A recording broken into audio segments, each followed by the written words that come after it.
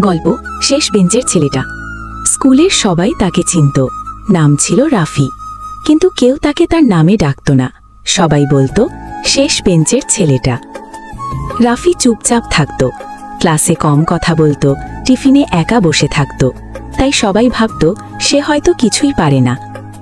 একদিন স্কুলে ঘোষণা হলো জেলা পর্যায়ের বিজ্ঞান প্রতিযোগিতা হবে। সবাই দলে দলে নাম লেখালো। রাফিও চুপচাপ একটি ফর্ম জমা দিল। কেউ গুরুত্ব দিল না।